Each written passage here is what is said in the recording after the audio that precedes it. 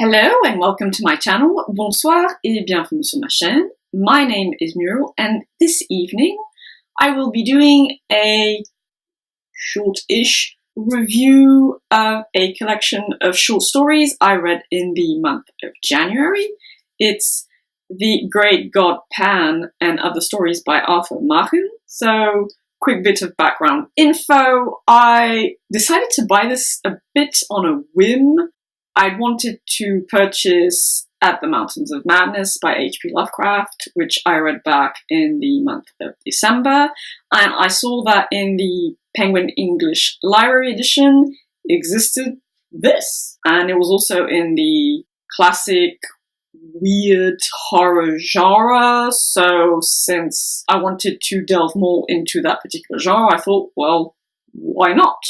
So whilst I was already familiar with H.P. Lovecraft as a household name in the horror genre, I'd absolutely never heard of Arthur Machen, so this was completely new for me. In this particular edition, you have 4 short stories. You have, well, the title story, obviously, The Great God Pan. You have the novel of The White Powder, The Red Hand, and The White People.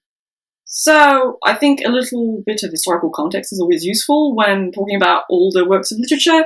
These stories were written at the end of the 19th century, so obviously these are stories in the horror fiction genre, skewing towards the weirder aspects of it, a la H.P. Lovecraft, though Lovecraft came after Machen, and you can definitely see, like, the roots, the origins of Lovecraft's brand of horror. And the general running theme of these stories is basically, again, similar to Lovecraft. To put it very simply, scientists, rational people, well, getting hit in the face with the fact that no, the universe is actually a lot more mysterious than they think. There is a hidden spiritual reality which is overwhelmingly negative and hostile to human beings, and yeah, they have to come to terms with that.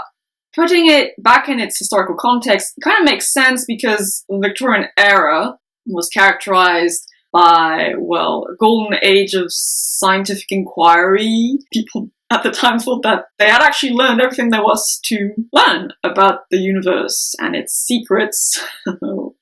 Weren't they naive? But yeah, it was a great time for scientific discoveries, technological advancements. You had the Industrial Revolution, you had Darwin's theory of evolution, and feats of engineering, the railroads, etc. So materialism was really gaining ground. And you can see this in literature, obviously, and in philosophy, the tendency towards, the rational, which has its roots in the Enlightenment period. But then, obviously, you had all these currents that reacted to that, which prioritized emotions, like with Romanticism, or, the Gothic, or the horror genre, to place more importance on the supernatural, and no, the world isn't completely explainable by science and reason. There's creepy stuff that goes bump in the night. So I kind of see that as a reaction to that current of materialism and scientism, even in a way. Writing-wise, this was well written, I would say. I would go so far as to say the style is pretty typical, actually, of 19th century Great Britain. Most of those books at the time, at least from my perspective as a person from the late 20th and 21st century, it's well written. It's actually really agreeable to read, I think. It's not too flowery or verbose. It doesn't waste too much time in descriptions either, but it's a good level of English, right? You kind of appreciate the literary education people, well, of a certain class obviously had at the time, and it's reflected in the writings of the time, so that's always nice. But it's nothing exceptional either. It's not, wow, incredibly beautiful, but it's well written. The only thing that kind of bothered me, I'm not sure if this is a question of how they formatted it in this particular edition, or if that's how it was written. I thought there weren't enough separate paragraphs, if that makes sense. I thought the text was pretty dense at times, condensed. And they are short stories, so there are chapters in some of the short stories. But at times I felt like you could have used some spacing, like give me time to breathe before moving on to the next part of the story, so that bothered me a bit. Otherwise, descriptions were succinct. It wasn't lyrical. It's just, well written. So the stories themselves, I've given the general running theme of all the stories, but quickly in a bit more detail. So, the great god Pan, in a gist, is about a doctor who thinks he's found the area in the brain that would allow human beings to see beyond the veil of common reality to the, well, spiritual plane. So he takes this woman whom he adopted, I guess.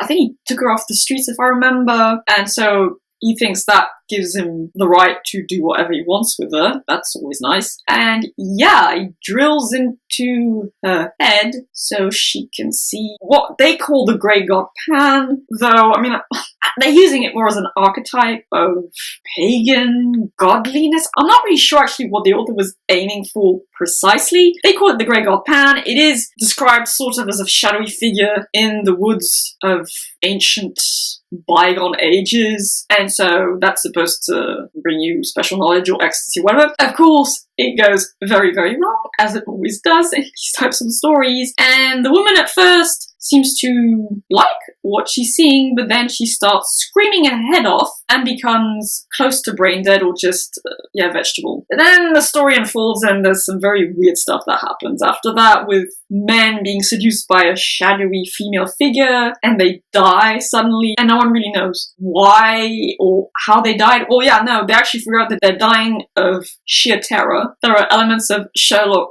Holmes type stories, so yeah, there's a bit of an investigation by some of the characters that were present during the operation, and so stuff like that. It's a bit of a squirrely story, bit twisted.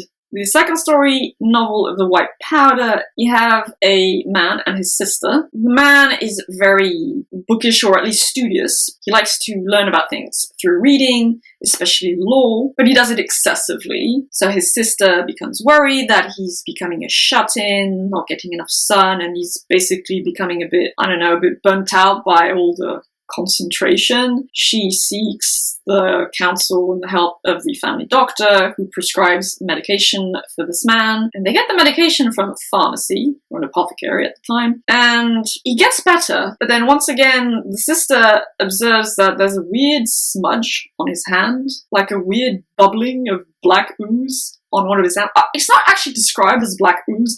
That's just kind of how I interpret the author's description. And the brother is getting weirder and weirder, and it leads to a climax. It's perhaps the shortest story, or the second shortest story, and it was my favorite. It was kind of just to the point, sufficiently creepy, verging on the actually scary. The third one, The Red Hand, so again, in London. I think all of these stories basically take place mostly in London, directly or indirectly.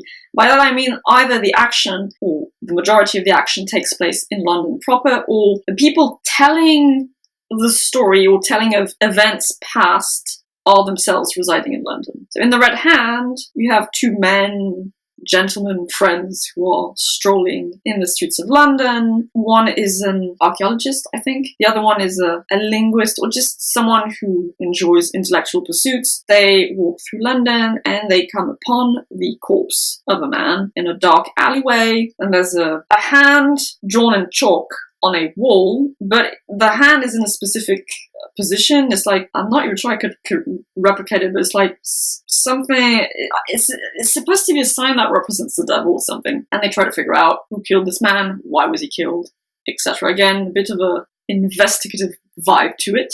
And finally, the last one was very weird, which I guess was what I was looking for, but yeah, it didn't really work for me. So the white people, it starts off with a conversation between a man who is not a priest, but he has a keen interest in theology, and person he met through a mutual friend. And he tries to convince the man, who is all about reason and scientific objectivity, that, well, no, actually there is a deeper, higher, whichever way you want to put it, reality. He starts a discourse on sin, that what people commonly assume to be sinful, like, well, murder or theft or things like that. That's not true sin. True sin is of the spirit purely. The saint isn't necessarily someone who does something good for another person. They're a saint because they attain higher truths of spiritual enlightenment. The true sinner is someone who basically delves into Satanism. I mean, it's a simplistic way of putting it, but that's what it amounts to ultimately. So the person interested in theology gives the other man a book which is a diary of a little girl who recounts her time spent with a nurse who teaches her. I mean, again, the way it's described is supposed to be like remnants or relics of pagan rituals or satanic rituals. And she describes this fanciful adventure in which she ends up in a weird country where everything is dead and grey, but she's not scared. And then she goes into a wood where there are nymphs, and then a place where there are like really deep gouges in the earth. And then another forest glade where she stumbles into some kind of ritual which she blacks out, and she remembers her nurse. The nurse is a really weird shadowy figure who teaches her how to make little clay voodoo dolls and fetishes. It was very, very strange. And again, I mentioned, so the writing style in this case was really condensed. I mean, there's lots of information thrown at you. She's just recounting this weird, wonderful adventure in this fantasy land. I couldn't catch my breath because it's just non-stop writing. So that was a problem with the way the story was structured. But ultimately, I mean, they're all different stories, but always you have either directly or indirectly a person of reason, a man of reason, or maybe of science directly, like an archaeologist, a chemist, a doctor. This person believes in reason, in materialism, in objective scientific truth. And he gets confronted to the fact that, well, whoops, there's actually a wider spiritual reality, which is ultimately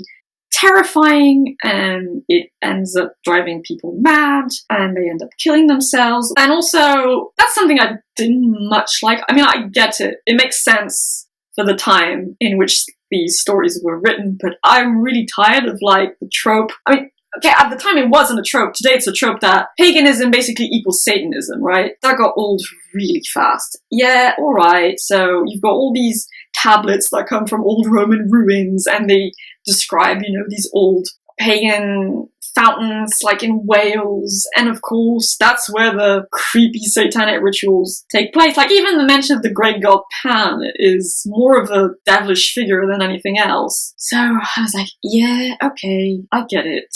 But I mean, I'm pretty friendly towards at least neo-paganism, and I know for a fact that Satanism and paganism have nothing to do with one another, so it just didn't work for me overall. Another problem I had with this collection is some people I saw in some reviews think this is a strength, that it's very suggestive. There isn't any overt body horror, or very little of it. I guess I wasn't really expecting to be scared, but I really, really wasn't scared.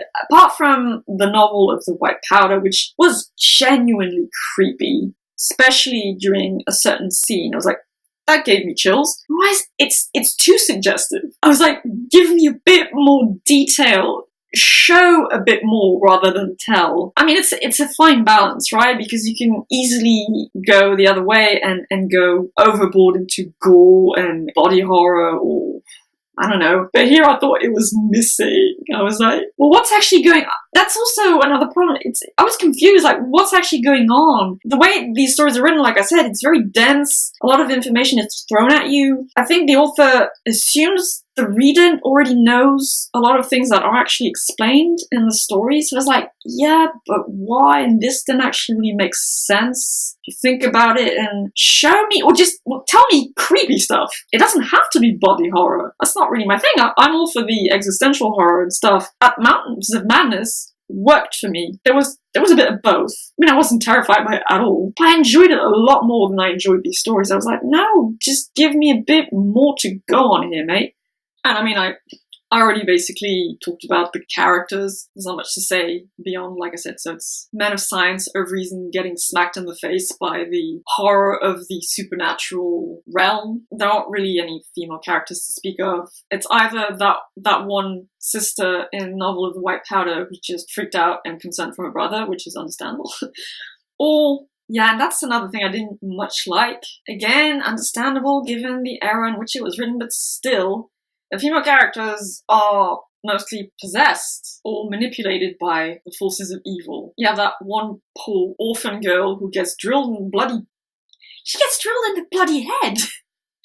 And then you have this creepy seductress in the Grey God Pan, who, yeah, I'm not gonna go, I don't want to spoil it, but bad character. And in the white people, you've got this little girl. Like, what is it with horror and little girls? Seriously, like that. I didn't realize it went that far back.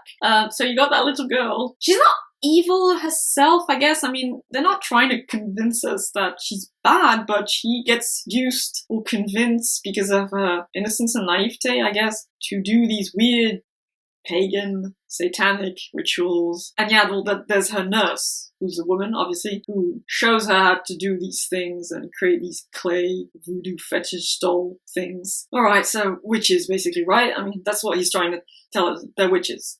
Stereotypical witches associated with pagan, satanic Sabbaths and crap like that.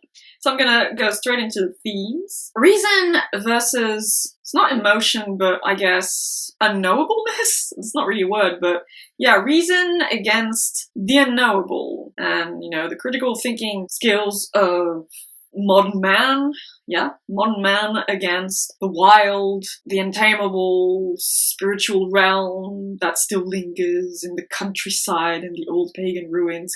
Because that's also kind of a sub-theme, since all the stories, either directly or indirectly, take place in London. You've got like the assumed to be safe, or at least rational urban environment versus the lingering wildness of the countryside. So there's this pervasive idea that materialism, scientism even, will protect us from the darkness and the creepiness of the spiritual realm. What I did find interesting is in the white people, the character who is an amateur theologian, for lack of a better characterization, does say that he thinks the advancement of science is a good thing, not because it's entirely right, but because it does shield people from even seeking these spiritual truths, whether they're good, with the example of the saints and the mystics, or evil with all the pagan, satanic crap going on around the edges. So he does actually see it as a good thing. He's just saying it's not the whole truth. And then this might be a bit of a facile analysis, but I'm not really sure paganism is bad. Is that an interpretation? Nature is dangerous, is scary. So there is this conflict between obviously materialism, modernity, and the spiritual realm, the wild. And I mean, you would think that the author's taking the position, or at least, again, through the stories, a position is taken that, well, there is a greater spiritual truth. I researched the author just a teensy bit, and apparently that's kind of what he personally believes, so that's why I'm saying the author's position. But I guess ultimately, since it is horror, and the people in there are going insane because they realize that, well, no, reason can't conquer all, this is ultimately a bad thing, I guess. So these deeper spiritual truths present in nature, which is, again, illustrated through this tired old association between paganism and Satanism, it's bad, right? So modernity, urbanization, industrialization is good. Nature and all the creepy, witchy things. So again, nature, femaleness, there's an association there that I understand from having studied this subject in a way, but I don't like it. You got witches, Satanism, paganism bad, but it exists and it's scary and it will drive you insane if you try to understand it, think about it. And then on the other hand, you have modernity, materialism, good, but it doesn't tell the whole truth.